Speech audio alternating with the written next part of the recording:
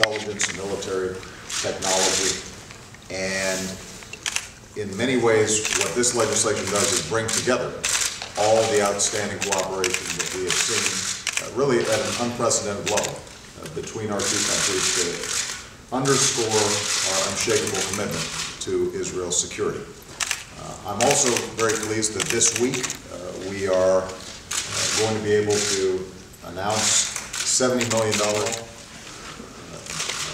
spending, $70 billion, in additional spending for Iron Dome. This is a program that has been critical in terms of providing security and safety for Israeli families. It is a program that has been tested and has prevented missile strikes inside of Israel. And it is a testimony to the leadership of the folks sitting here that we're going to be able to lock in that funding to ensure that that program continues and that we are standing by our friends in Israel when it comes to these kinds of attacks. Let me just close by saying that the tragic events that we saw in Bulgaria emphasize the degree to which this continues to be a challenge not just for Israel but for the entire world, preventing terrorist attacks and making sure that the people of Israel are not targeted.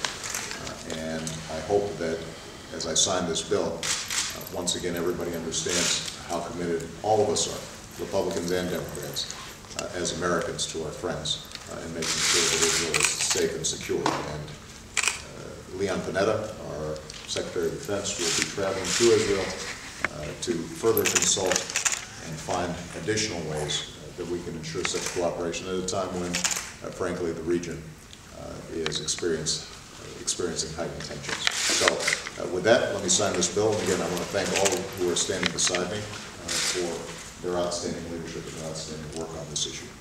Okay. Is it coincidental, the signing of this Governor Romney is about to visit Israel? I mean, some might say it's political.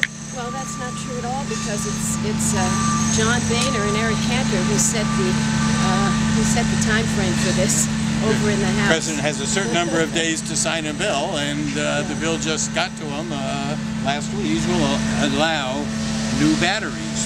The fact is, here is a system that really about 90% of the time has been able to shoot down rockets coming out of Gaza aimed at populated areas in southern Israel. But there are only enough batteries now to protect certain areas.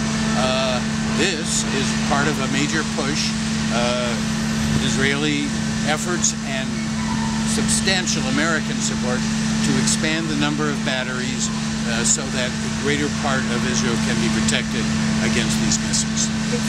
This president was committed to this project. We didn't need this legislation to do this, but the next president will now have the authorization, and it essentially tells the next administration, which we will see who that's going to be, but we have our preferences.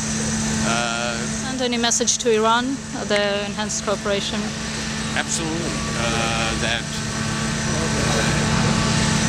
I mean, there's other legislation that's more directly related to Iran, but this gives meaning to the notion that Iran must stop its nuclear weapons program.